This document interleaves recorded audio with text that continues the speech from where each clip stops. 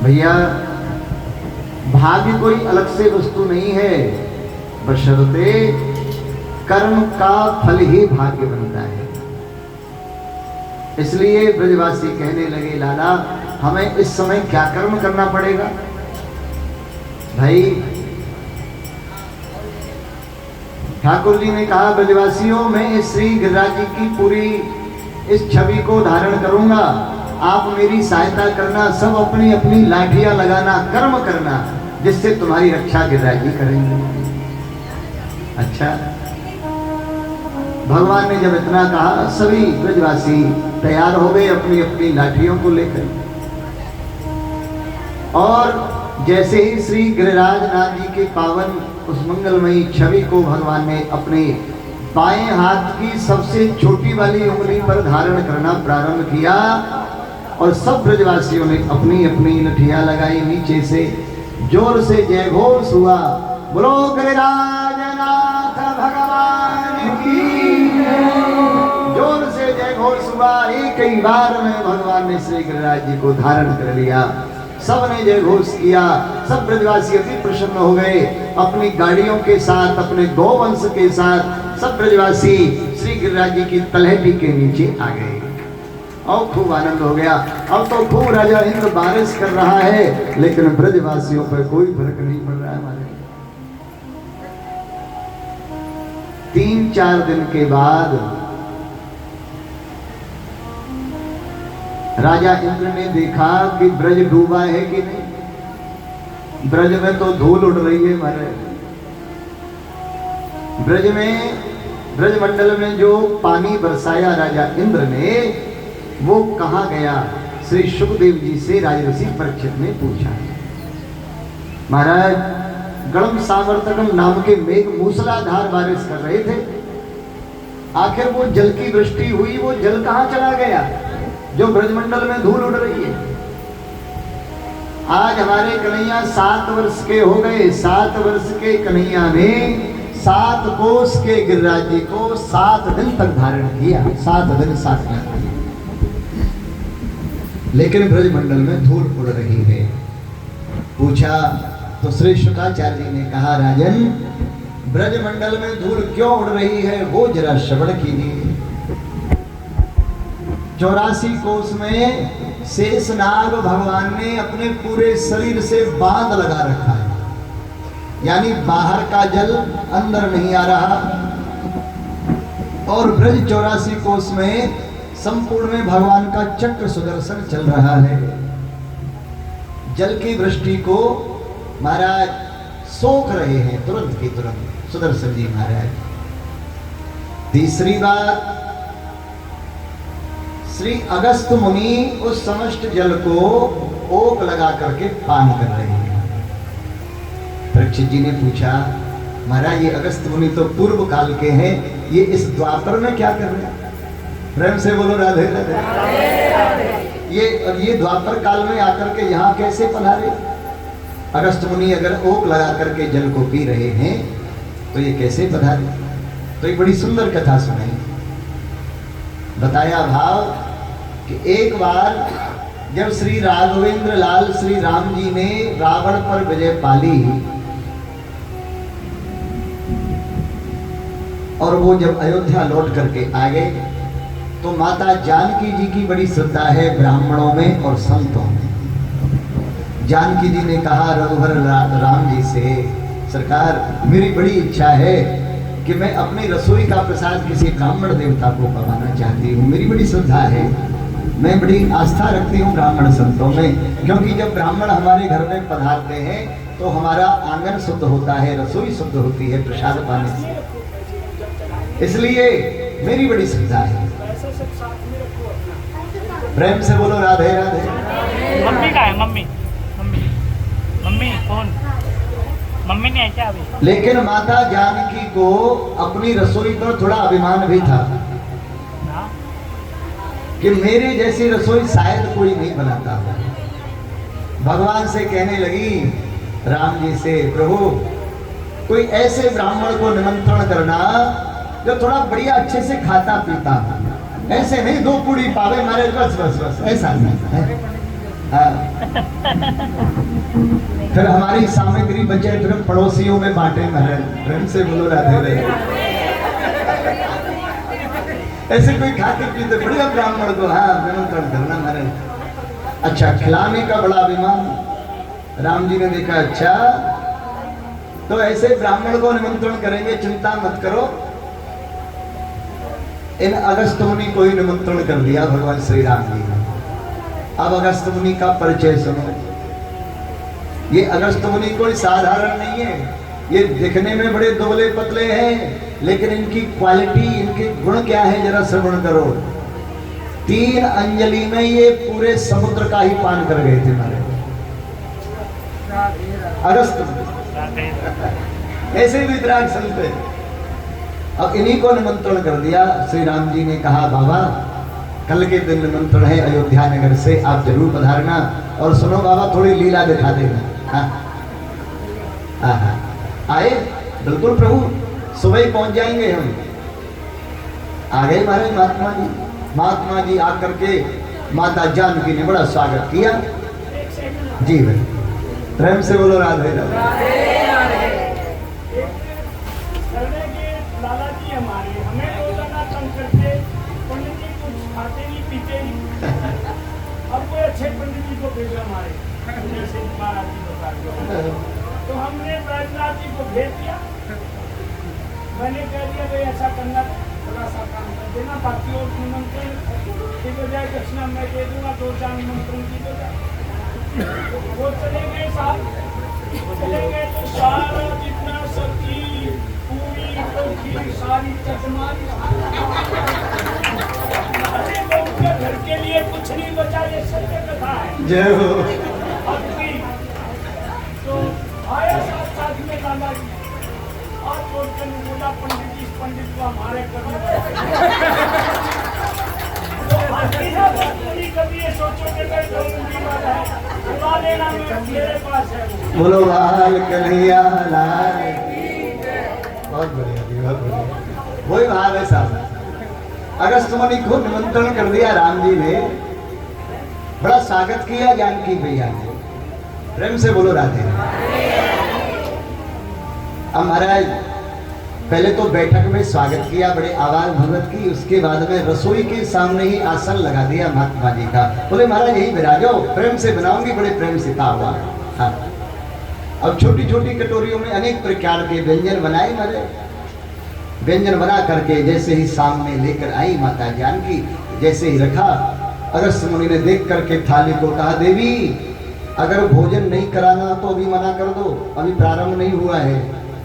इन छोटी छोटी कटोरियों में हमारी व्यवस्था नहीं बनेगी, बड़े बड़े पात्र लाओ।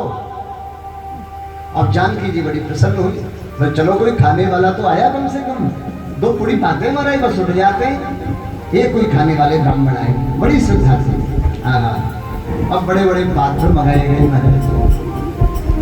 अच्छा, जो स्वादु होता है ना वो साधु नहीं होता है, और जो साधु होता है वो स्वादु नहीं होता। प्रेम से बोलो राधे। उसे कोई मतलब नहीं है कि आपकी खीर में मीठा ज्यादा है कि कम है महाराज। कोई मतलब नहीं है कि आपकी दाल में नमक कम है कि ज्यादा है। वो तो एक बनाया प्रसाद, आराम से हाथ से ही व्यवस्था चल रही है। अब तो दिल्ली में, बम्बई में, बड़े बड़े महानगरों में तो वो चलते हैं ना, चम्मच, त्रिशूल, वो पता नहीं क्या क्या। प्रेम से बोलो राधे। वो सब खत्म महाराज। साधुओं की तो पंगत में बस हाथ से ही क्रिया प्रारंभ हुई और भोजन प्रारंभ हुआ महात्मा जी का। भोजन करते करते सायकाल हो गया महाराज। अनवरत भोजन चला बाबा का। सायकाल हो गया, दूसरा दिन भोजन का चल रहा था। माता जानकी ने सोचा कि रिद्धि सिद्धि गणेश जी को बुला लिया जाए, जिससे मेरी थोड़ी सहायता भी हो जाएगी। गणेश जी महाराज को बुला लिया गया। रिद्धि सिद्धि पधारी। अब तो महाराज रिद्धि सिद्धि पूड़ियां बेल रही हैं, गणेश जी पूड़ी उतार रहे हैं, माता जानकी केवल परस रही है बस। जब तक परस कर लौट कर आती तब तक सामग्री बराबर। प्रेम से बोलो राधे राधे। अयोध्या नगर के सब भंडारे खोल दिए जाएं, माता जानकी का आदेश हो गया। मेरे दरवाजे से कोई ब्राह्मण भूखा ना उठ जाए महाराज। ये रहे, ये ले लीजिए, ये रे करके। उसी समय क्या होता है महाराज, भोजन का जब चतुर्थ दिन चल रहा था अनवरत, माता जानकी की जो श्रद्धा थी अब अश्रद्धा में बदलने लगी। राम जी के पास में गई, प्रभु हमने तुमको बोला था कि कोई खाते पीते ब्राह्मण हो, आपने तो पूरी श्रद्धा की टांग तोड़ दी, ऐसी महाराज व्यवस्था कर दी है। अब तो ये भोजन ही पूरा भरपेट नहीं हो रहा है इनका। बोले देवी तुम ही अभिमान करती थी हमारी अपनी रसोई का, अब खिलाओ। अब मेहमान से कैसे कहें कि महाराज अब भोजन बंद करो, प्रेम से बोलो राधे राधे। राधे राधे। कथा पे ध्यान दो भाई।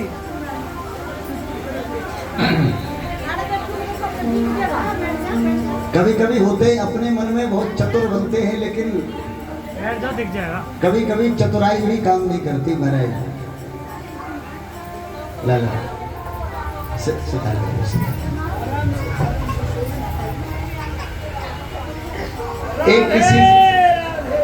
एक किसी के यहाँ पर कोई मेहमान आए,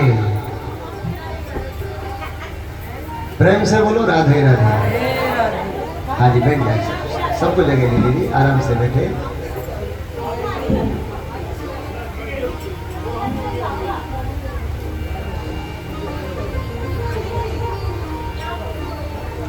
किसी के घर कोई मेहमान आए,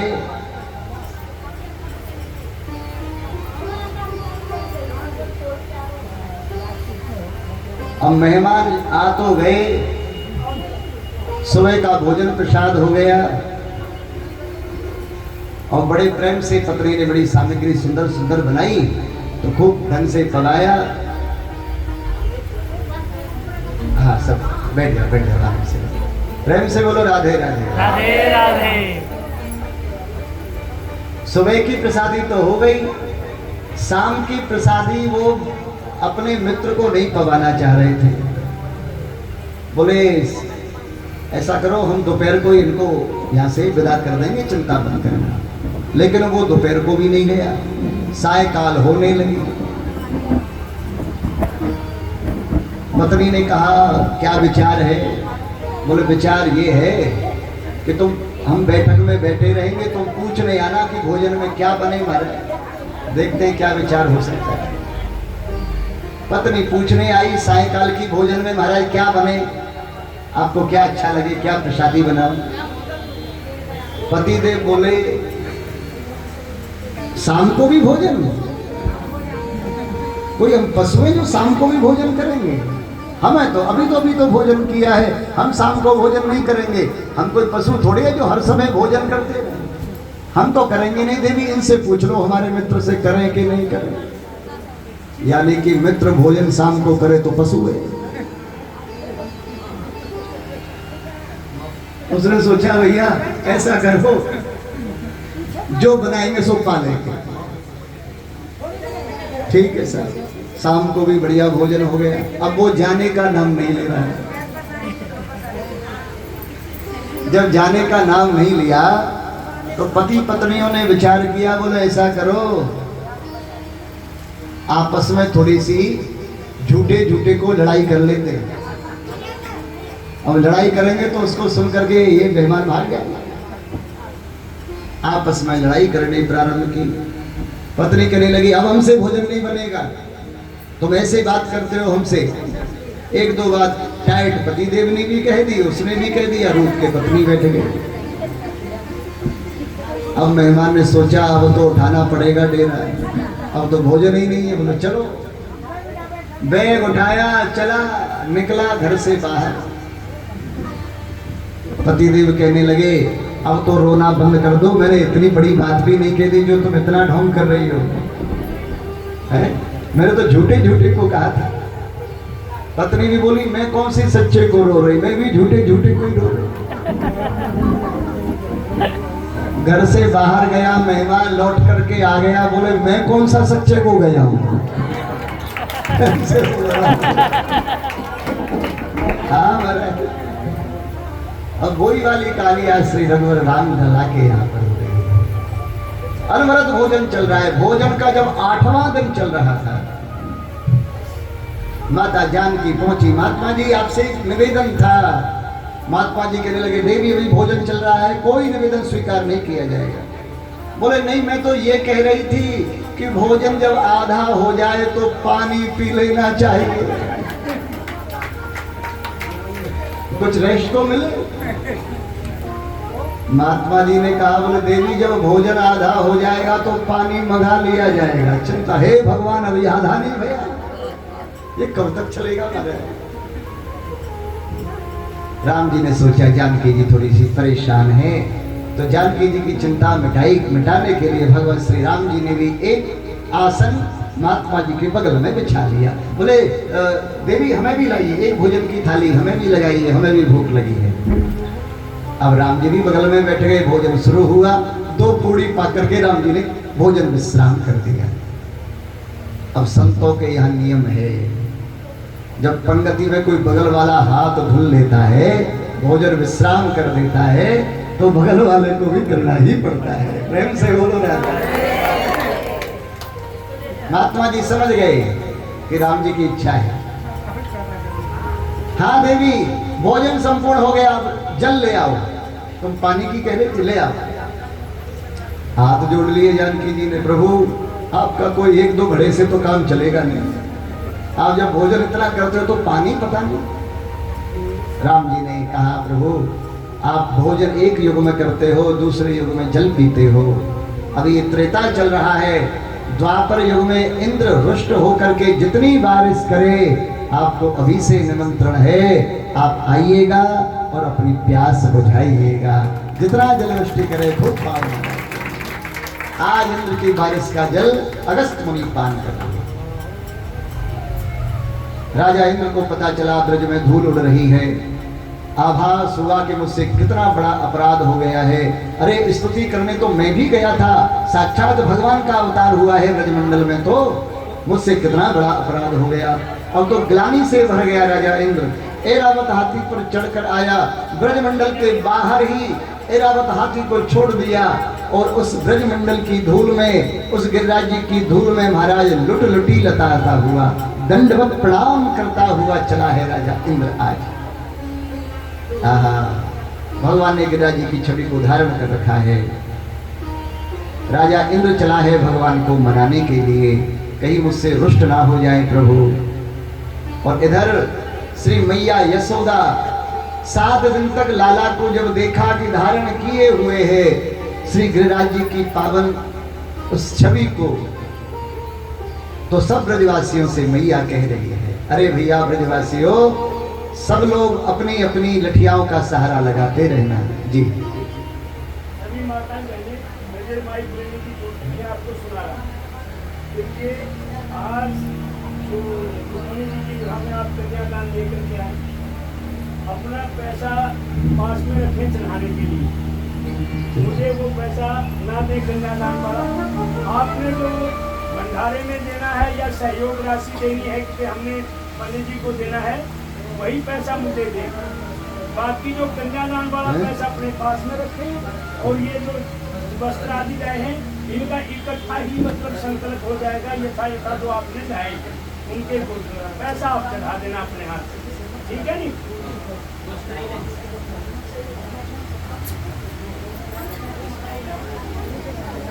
प्रेम से बोलो राधे राधे। हरियो कहे यशोदा मैया, नेक जोर लगाओ मेरे भैया। यो कहे यशोदा मैया, नेक जोर लगाओ मेरे भैया।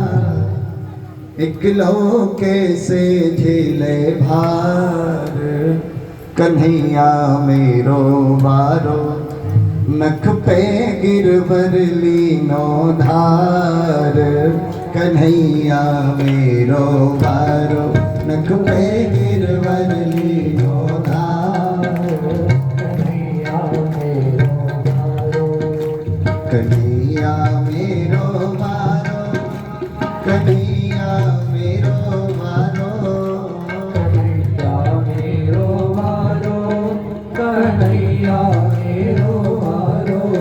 नख गिरवर लीनो धार कन्हैया मेरो बारो नख पे गिरवर लीनो धार कन्हैया मेरो बारो लाला की नरम कलैया कहीं मूरत न जाए बाकी बहिया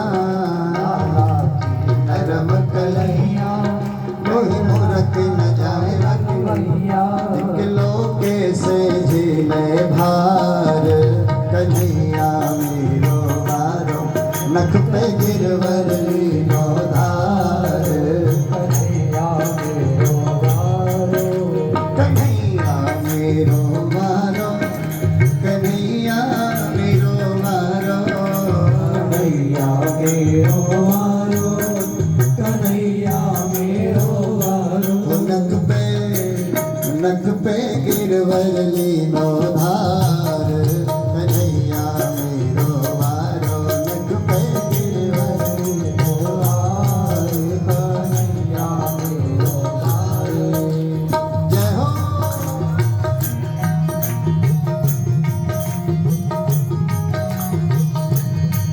बोलो बाल कन्हैया लाल की जय हो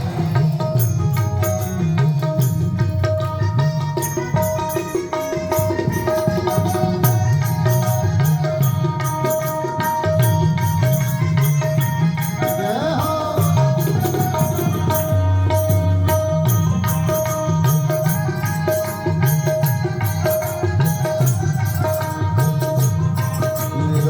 बारो कन्हैया मेरो बारो कन्हैया मेरो बारो कन्हैया मेरो बारो नख पे गिरवर लीनो धार कन्हैया मेरो बारो नख पे गिरवर लीनो धार कन्हैया मेरो बारो यूं कहे पूछरी बारो लटिया को दियो सहारो कहे पूछरी बारो लटिया को दियो सहारो रे मन भजले कृष्ण मुरारे कन्हैया मेरो बारो रे मन भजले कृष्ण मुरारे कन्हैया मेरो बारो नख पे गिरवर लीनो धार कन्हैया मेरो बारो नख पे गिरवर लीनो धार कन्हैया मेरो बारो कन्हैया मेरो बारो कन्हैया मेरो बारो कन्हैया मेरो बारो कन्हैया मेरो बारो नख पे गिरवर लीनो धार कन्हैया मेरो बारो लीनो धार कन्हैया मेरो बारो राधे राधे राधे राधे राधे राधे राधे राधे राधे राधे राधे राधे राधे राधे बोलो श्री गिरिराज महाराज की तीसरा चलो वहीं बैठेंगे और क्या हो गया? भाई ये छोटे छोटे भैया नाश्ते में जो के रह रहे हैं इसके बाद में मैया का भाव जागृत हुआ श्री गिरिराज जी की स्थापना हुई उसके उपरांत में श्री राजा इंद्र की शरणागति हुई इंद्र ने महाराज भगवान से बहुत प्रार्थना करी 17 श्लोकों में स्तुति गाई गिरिराजनाथ भगवान की और भगवान ने राजा इंद्र को क्षमा कर दिया राजा इंद्र कहने लगे प्रभु से प्रभु मुझसे बहुत बड़ा अपराध हुआ मुझे नहीं पता था मैं भूल गया था विस्मरण हो गया था मुझे आपकी लीला से मुझे मोह हो गया था भगवान ने कहा एक बार मोह तुमको हुआ, एक बार मोह हुआ तो ब्रह्मा जी को। प्रेम से बोलो राधे राधे। एक बार मोह हो गया था ब्रह्मा जी को भगवान की लीला पर। ये लीला बड़ी सुंदर है, दर्शन करें आप। एक भगवान के मित्र हैं जिनका नाम है मधुमंगल, जो ब्राह्मण परिवार से आते हैं। इनके पिताजी तो रहे नहीं, माताजी के साथ में इनका लालन पालन हो रहा है। बड़ी नितांत गरीबी है मधुमंगल के परिवार में। शिवरंजन तीसरे एक बार गौ चारण करने के लिए भगवान गए, सभी मित्रों के साथ में गए। आपको मैं